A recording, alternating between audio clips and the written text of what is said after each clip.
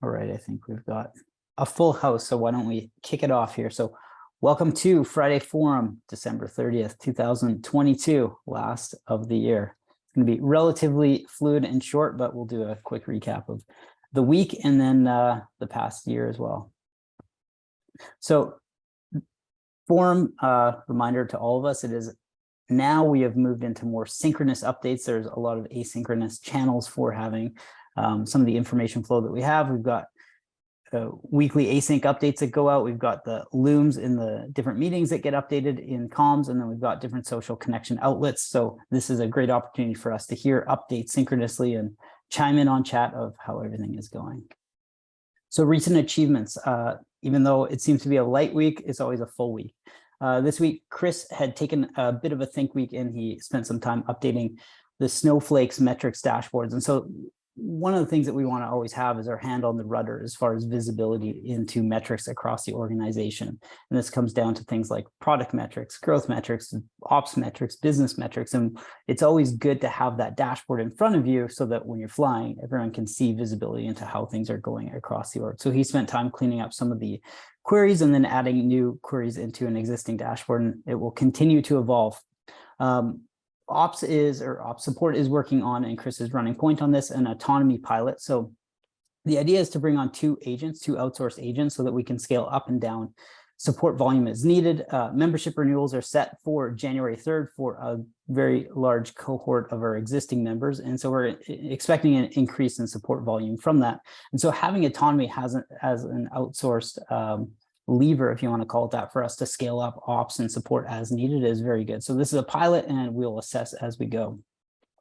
From an Eng standpoint, so spent the week paying down tech debt, a lot of back-end cleaning up as far as bugs go, finishing out the Prisma migration, debugging some of the Stripe issues that have come in the back end as we've gone through membership status updates and renewals to find that some people had two accounts listed in Stripe, and so that's been cleaned up. There have also been some growth Eng work underway as far as updating the analytics and the infrastructure needed to run experiments, which Maxine's been running point on.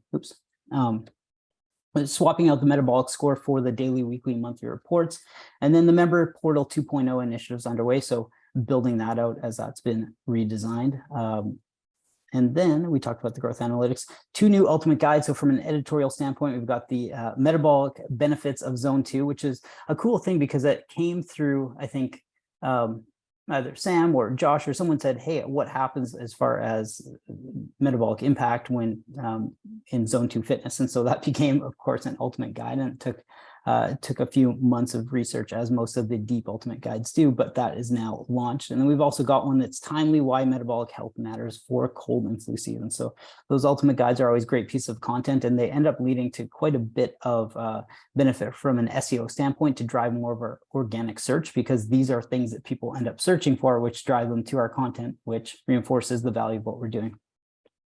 Lauren was on the podcast circuit, so 3 different podcasts, Unlock, Sugar Shackles, and then Dolce's podcast, which Dolce was a guest probably a month ago, maybe 6 weeks ago on Forum, which is great. And Lauren and Dolce did a podcast, the first Levels podcast in Spanish. So very cool to see that launch. And then Escape Your Limits is a UK podcast that Lauren is on. So as we continue that circuit there to bring more awareness to levels in the UK. These are initiatives underway. We're experimenting with partnership placement content to drive conversion. So again, this is like experimenting with new channels, and then sometimes with existing partners, but through different channels. So in some cases, we'll experiment with a podcast and then we'll move to a newsletter and we'll see which drive more conversion. So we've got one Communes newsletter and Dr. Perlmutter's newsletter having levels placements, and those are driving some early conversions. And it's good to see how we might think about those as far as consideration pieces long-term to keep nurturing their audiences through to levels. And then lastly, performance marketing tests. So we have put roughly $10,000 budget towards 2 different performance marketing initiatives. Mark Hyman, we're doing some whitelist ads. So whitelist ads are when a partner has ads go out through their channels where they're giving testimonials or talking about levels, but it comes from their account as opposed to levels account. Then we've got user-generated content, so ones that Tony had cut internally, and they're basically a montage of a bunch of testimonials of different members talking about levels. And And we're seeing pretty interesting performance. So the Hyman ones are driving significant conversions, as are the UGC ones, but the CAC is different, and this is blended CAC. So right now we're running 6 different ads for Mark Hyman, and then we're running 4 different ones for UGC. And from that, we reassess and we say, hey, which ones are performing best? And then we double down on those. So there's actually lower CAC on the customer acquisition cost on some of the Hyman ones, but the overall blended rate looks higher because of the initial test. So we'll continue to double down on that and see what we can do to extrapolate that across either different partners or redesign some of the creative and collateral that we put out through our own channel so that we can keep getting more and more conversions from that. As far as the podcast goes, so there was an episode with Cleo Abram talking about editorial integrity and some of her journey about content creation and how that ties into some of the work that we do from an editorial standpoint. And then one about brand and brand metrics with Nick Sharma, and he's always got such deep knowledge when it comes to direct-to-consumer marketing. So it's fun jamming with him.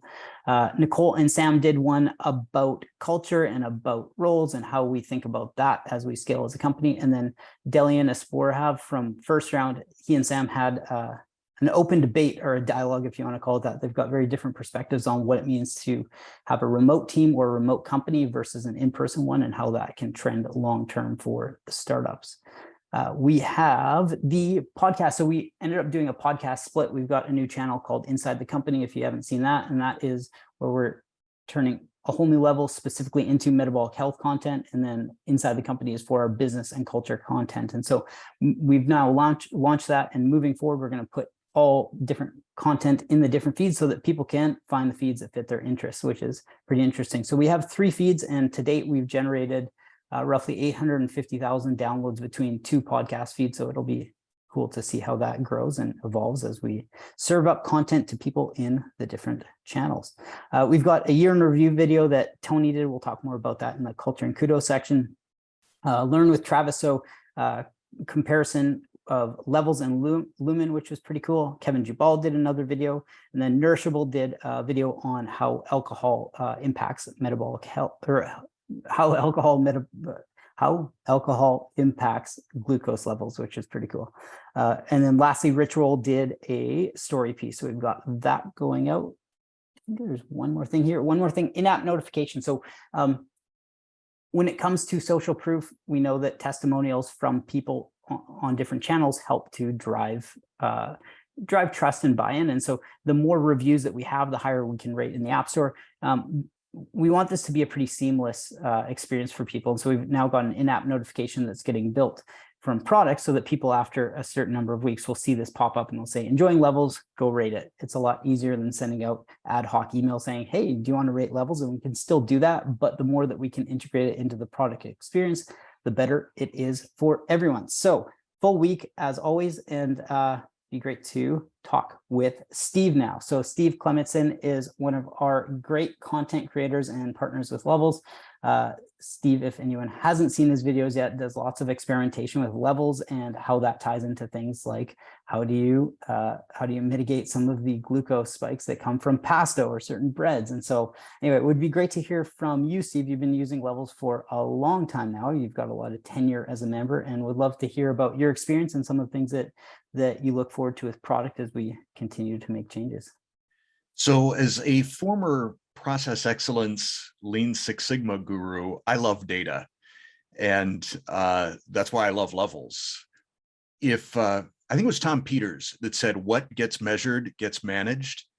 And proof of that, I think you see with like Fitbit and Apple Watch. I mean, before those, nobody thought anything about getting 10,000 steps over the course of the day.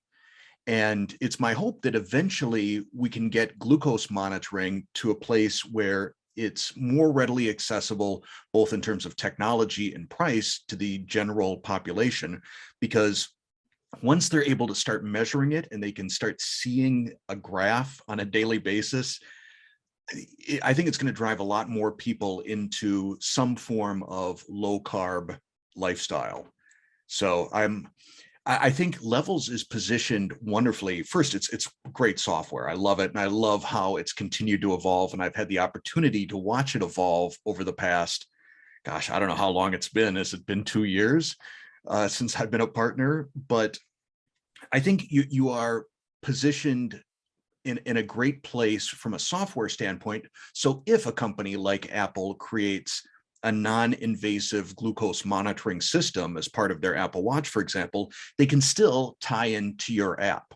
So I tell you what, I could just ramble, but maybe if you've got some specific questions, you can kind of corral me a little bit.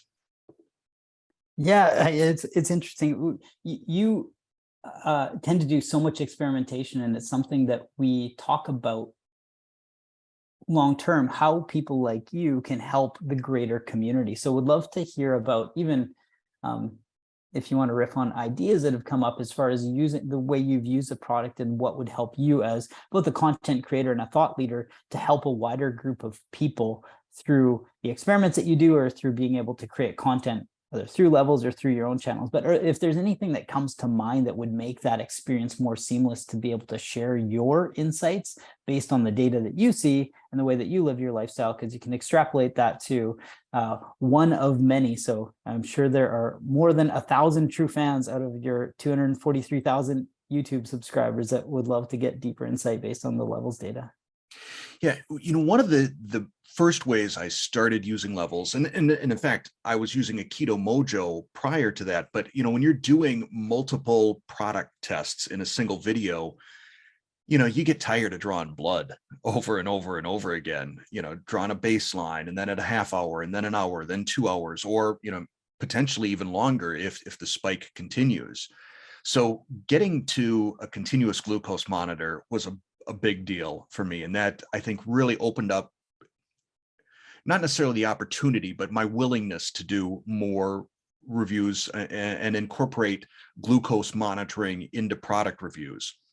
There's a huge amount of keto branded products out in the marketplace that deserve some skepticism. And I like putting them to the test. But either I wind up proving that they are in fact a decent product and they're not going to spike your glucose, or I prove that their claims of zero net carbs, while perhaps factual based on the FDA's description of what fiber is, it still can cause a massive glucose spike. One of the biggest ones I think I saw was from Hero Bread, which claims to be either one or zero net carbs per serving. And I had a substantial spike from that. So I think by demonstrating the level software,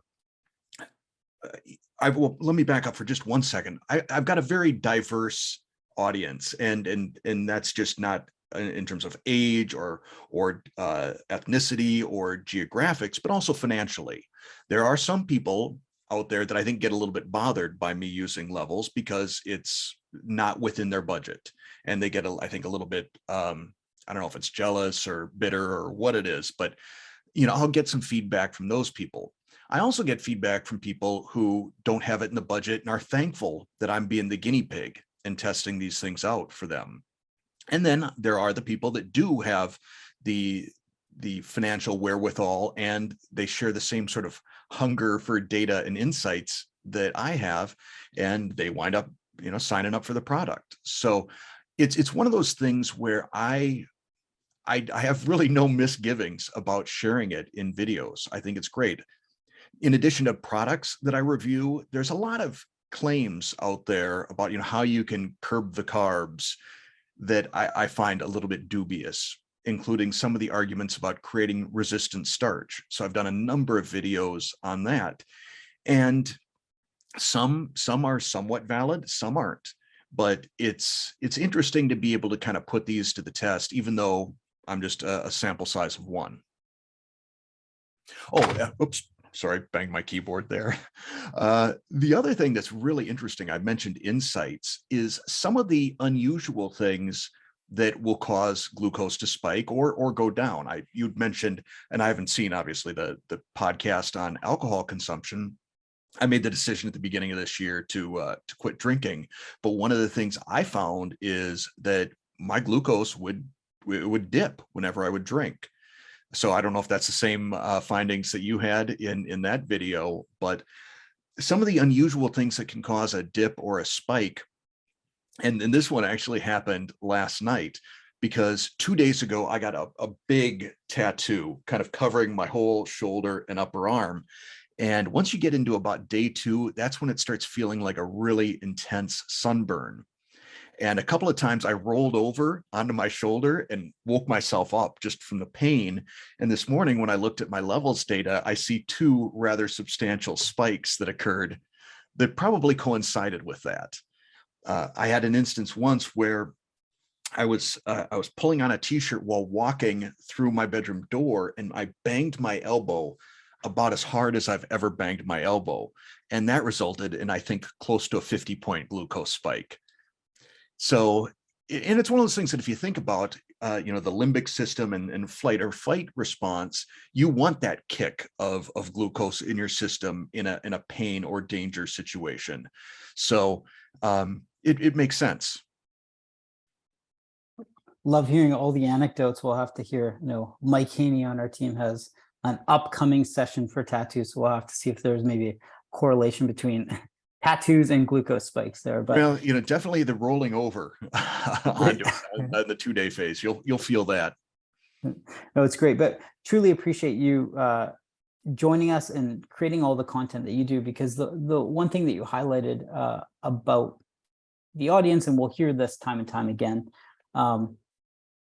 CGMs are not at a point where they are widely accessible or available to many people for different socioeconomic reasons, but content and free content is a foundation that we can all rally around and all share. So changing people's perspective through the work that you're doing is integral to our mission and your mission and everyone's mission that is on this this idea of spreading awareness about metabolic health and how people can make meaningful changes in their lives. So thank you for all that you do, and we appreciate everything that you're doing moving forward, and look forward to lots more videos in 23, maybe even another tattoo video, or who knows what will come down the pike. So well, who knows, if I get in good enough shape, maybe there'll be a DeLauer style video with me with my shirt off.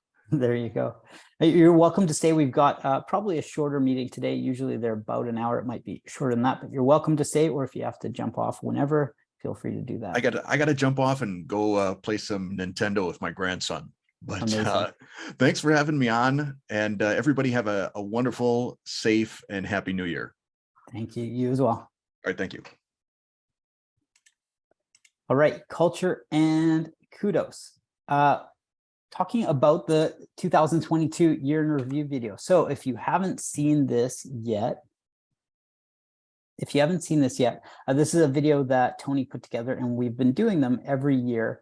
And it's kind of wild to watch through it. You can watch through it once or twice, but you start to see all of these things come together and you go, wait, that was last January, and time moves so fast. It's just this perpetual vortex that we're in, where it moves a lot faster. And if we don't document things like this, if we don't share a lot of the information, a lot of this content has come from the content in this video has come from these forums. So whether it's guests that are on, or whether it's the updates that we do, but it is very cool to see how this comes together. So appreciate everybody's work that goes into everything we do in a year, and how we evolve and how we adapt. That, I think that's one of the big points too, is that week after week, month after month, year after year, we adapt, we change, we learn, we pivot, and we do what we need to do to run the experiments as we get to different product market fit phases of the company. So make sure that you watch it. It's a great video, and appreciate seeing all the work and how the team has grown. Now on to Ms. So as far as the value of the week, or the anecdote as far as how we work, Ms. has a segment here on deep work. Awesome. Thanks, man. I'm going to be that guy and bother you for Command R. So hopefully, just get a quick refresh. Cool. Thanks. All set. Back one. Perfect. All right. So for the culture and kind of axiom value share of the week, we're going to mix through between some of the cultural values and some of the axioms. You've seen those week over week. The initial intent was to share updates from the book club and kind of connect those to how we're doing and do a check-in. So mixing it up this week and doing a throwback to the Deep Work book club that we did back in March of 2022. And this book had really big, meaningful impacts on our onboarding, on the way we work, on a bunch of different pieces of culture. I think we were very much aligned to this philosophy even before reading the book, and the book helped us double down on a lot of things. And so if you haven't read this one, highly recommend it, or at the very least, check out the book notes in the Notion page. But quick primer on this. So two kinds of work that Cal Newport, the author of this book, he's a professor and an author, defines deep work and shallow work. Deep work he defines as professional activities performed in a state of distraction-free concentration that pushed your cognitive capabilities to their limit. And the key here is that deep work, by definition, has to create new value. I think that's supposed to say improve your skills and be hard to replicate. And that's in contrast to shallow work, which is the work that we can often find ourselves in, which is going from task to task, often fairly logistical. But the key on shallow work is a lot of times it does have to happen, but it doesn't necessarily create new value in the world. And so a lot of the things we've done around time blocking, around calendaring through onboarding, around the use of Athena EAs has really been to help us get into that deep work state and make work that's meaningful and valuable and helps the company move forward.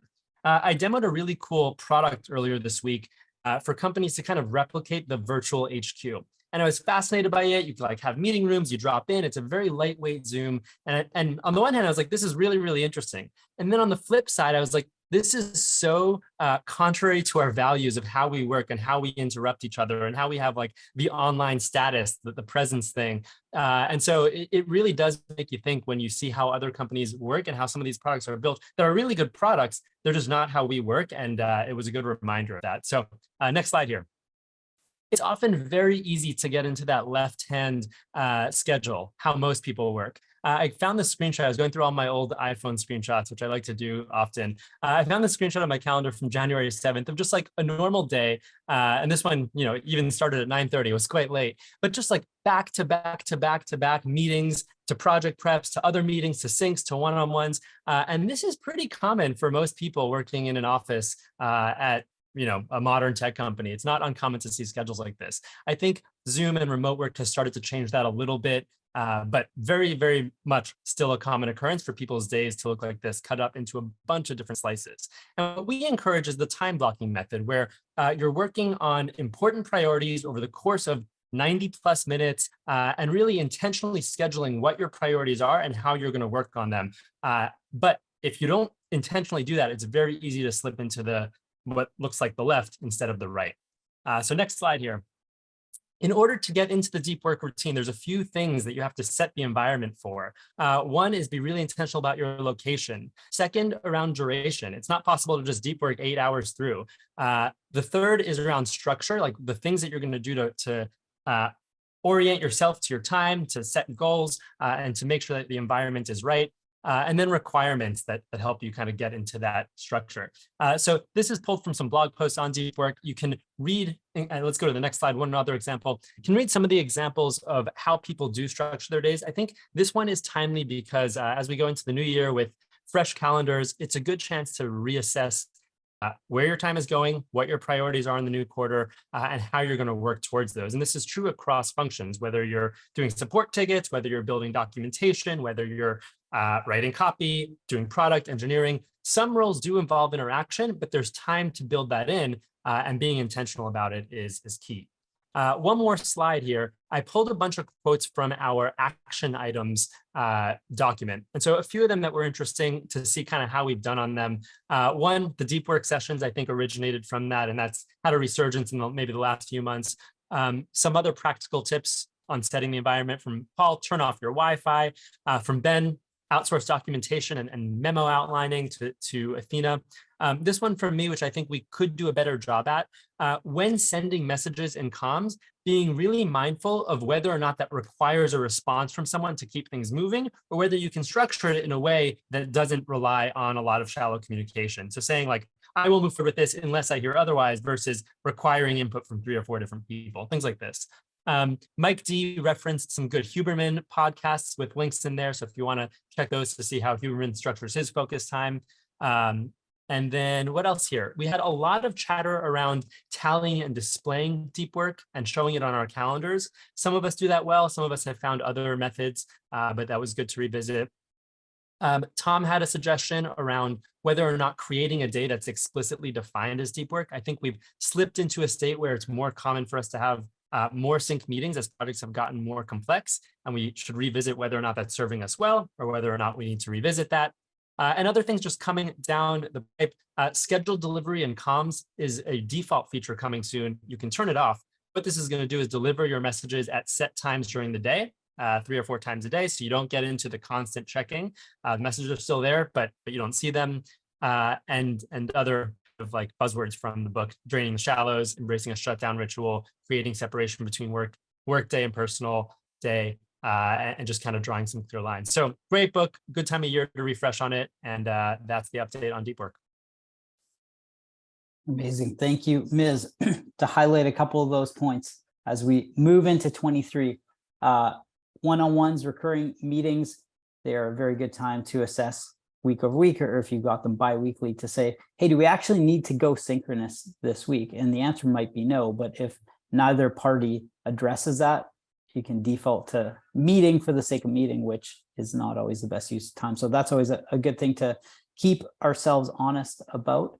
The second thing was communication. So Ms. highlighted clarity in communication, and sometimes putting upfront the no action needed, or for anyone tagged on this thread, no response needed. So if somebody sees a longer communication come through, they can go, cool, I don't even need to think about this thing right now. But if they're tagged, they might think, gosh, I have to follow up with this. So these little habits of how we work asynchronously and how we communicate do make a very big difference in the long run. So thanks, Ms., for highlighting this. And it's good to revisit these practices every quarter or every 6 months so that we know we are very much on top of the values that we live.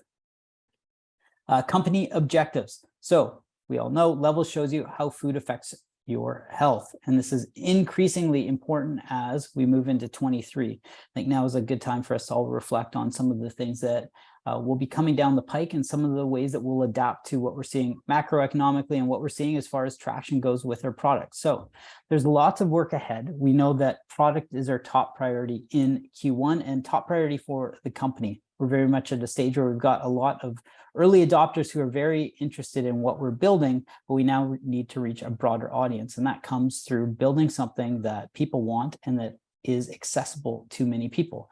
So we're very much in the phases of revisiting what it means to have product market fit and asking ourselves, do we truly have it?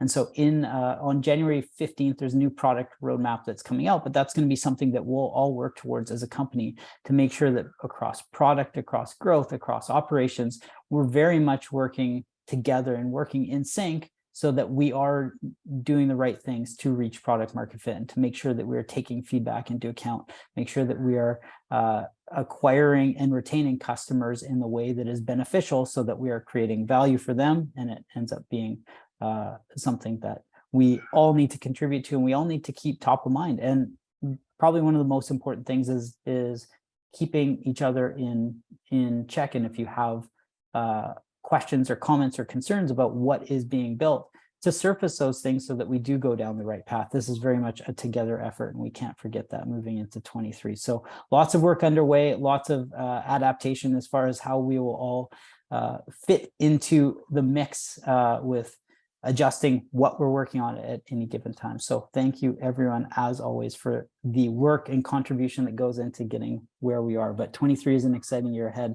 lots to do. So let's go get it. And I think we're at hiring updates, and we'll go into individual contributions. So hiring updates, R&D engineer, that role is still open. And something else, if there's something else, if you're watching this and there's something else that you're interested in, or if you've got a great candidate either for R&D or for any other role, make sure to pop us a note or apply through our careers page, levels.link/careers. On to individual contributions. So relatively small audience, but why don't we start with putting up your hand if you want to share anything. If anyone has anything to share, I will start it off. We are now in Austin. We're here and we are getting settled, which feels pretty good. So other than that, just adjusting to new house, new routine, new everything. And so very, very excited, big year ahead, and yeah, lots to do. Most importantly, I guess, is a pretty good update for the team. Most importantly, Theo's doing really well, and yeah, we're super happy about that. So Rebecca. So for me, I just got back from a week off of work, and it was so awesome just working. It's awesome working for a company that I can take a week off, and I actually got to disconnect. And I was like technically kind of available if I needed to be, and I didn't need to be. Like, no, nobody reached out, of course, which is so nice. So I was really able to disconnect and then come in yesterday and just feel like a new person. So it's definitely like reinforces like the knowing that I already have of like, yeah, you need to take time off because it makes a big difference. And then in personal, besides just having an awesome holiday and getting to see family, my wedding is in less than 2 months. So we're kind of finalizing all the details for that. So it's been really exciting. Amazing and great to hear. So much goes into planning. So good luck with that, and very exciting ahead for you. And good to hear too that we're all there to support each other so that when you do take time off, you can truly take time off. Matthew Flanagan. Excited to have the autonomy team joining us in the new year. So big hat tip to Brittany, who's been working with me to get the ops docs up to date. So they're ready to get started, hit the ground running. Personally, we're just got some tickets to see the new Avatar movie this night. And this morning actually got up super early and was able to see the sunrise over the beach, which I realized I haven't watched the sunrise at all this year. So I was able to get that in before the end. So that's it. Happy New Year, everybody. Amazing. Happy New Year to you as well. Great to hear about the sunset too. Those other get more frequent as you get older and have kids and you're up at sunrise, or they get less frequent if you're sleeping in. So catch them while you can. Casey. Hey, everyone. So professionally, highlight recently was got to work in person with Maz and David in Mill Valley last week because I was down in the Bay Area for the holidays. And we were doing some work on the upcoming product strategy, and I'm just feeling such intense excitement and momentum for what's coming with the product strategy. So that was really energizing and fun to work at a WeWork in person. It felt so novel after being at home working for a year. So we also ran an experiment this week that was really fun with members called Levels Guides, where basically we're experimenting with what it looks like for a set of members to be in a small group with a guide during their first month and see how that impacts their experience. So I was the guide, and we did it for 3 days. We're going to do it for 5 days next week. And it was amazing. And just like so much engagement from the 8 women, sort of 8 Maureen profiles in the group. And yeah, really wonderful and much more meaningful than I was expecting, like just really great connection. So we'll write up a sort of a retro on this and share it with the team. And then personally, I was in Half Moon Bay, California for Christmas and for the holidays. And I think the highlight was seeing my 10-month-old nephew, and he's starting to eat. So that was so fun to like just explore different foods with him. He loved crab and duck, which was really interesting. And avocado. He's obsessed with avocado. And then doing a cold plunge in the ocean on Christmas Eve was probably the highlight, with like the most beautiful sunset I've ever seen in my life. And it was just like really beautiful. So happy New Year, everyone. And can't wait to see you in 2023. Amazing. Can't wait to hear more about the Levels Guides. That is such a cool thing. And it's really a throwback to the way things started when it was the David bot and the Mike bot and I guess guided tours through the product. So I can't think of a better way for anyone who's a super fan of Dr. Casey Means to have Dr. Casey guide them through the journey. Tommy. Hey team, before I forget, Casey, I just remembered that a good friend of mine over the holidays, her dad just started using Levels, and she texted me on Christmas saying that their whole family was gathered around watching the Levels Kitchen series, and they were on like episode 3 of that, and their whole holidays were just like talking about Levels and metabolic health. So that was awesome. And yeah, for me, just professionally enjoying this like period of more downtime and reflection. On Casey's note, yeah, very excited that so much of the team is just thinking really deeply about the future of Levels, the product, growth, everything. So I'm excited about 2023. Shout out to Ben. I just want to say he's been dealing with a move and unfortunately a bunch of sick kids and family members, and he's just had a ton on his plate. So in true Ben fashion, he's leading Friday Forum today when he's got so much else going on. So just shout out to Ben for always being the example of hard work at Levels. And then personally, on the note of just like more downtime, I've just been enjoying like doing a lot of life stuff. Yesterday, I cleaned my apartment, I donated a ton of clothes, and I bought an enormous plant that is way too big for my apartment. But I'm really excited about that. Need some photos for proof, Tommy. Glad to hear that you've had a chance to take time off. It has been, truthfully, it's been very nice to not see you in comps for once and tag you and things. So if I'm texting you or anything, I go, I know Tom's off right now. So glad that you've found time to do that. Ms. Yeah, wanted to give a shout to Chris. He's not on here, but I think he took a Think Week last week and really went deep on a lot of projects that had been on his list, and he made meaningful improvements to a lot of the Snowflake dashboards, our data analytics, things that are going to be very, very useful for us moving forward into the new year, and stuff that we were overdue on having. What I appreciate about it is we have the concept of Think Week of being, writing long form memos and really just kind of doing what you need to do to think strategically and get out of the day-to-day. And he was able to do that in his own way and make it analytics focused, which I really appreciated.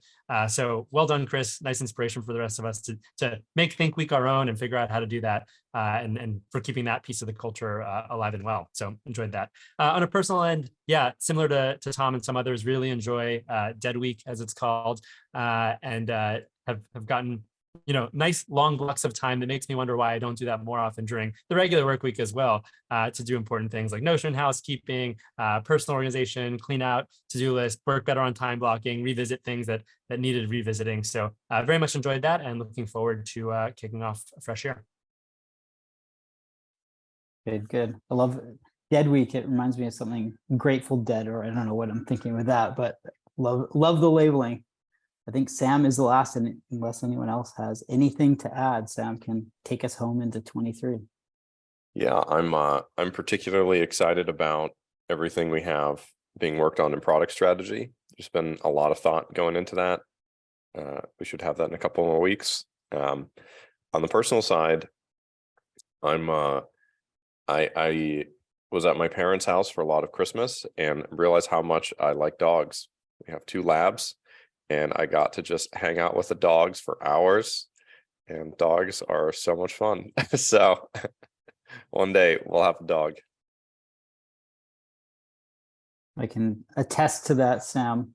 Whenever I've seen you around dogs, you light up. So we'll expect that you and Josh will have the newest dog additions to the Levels team. So very cool to hear. If anyone else has anything to add, chime in now. Otherwise, we're moving up. Hui. I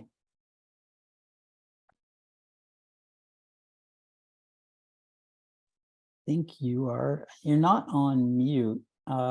Maybe check the audio input.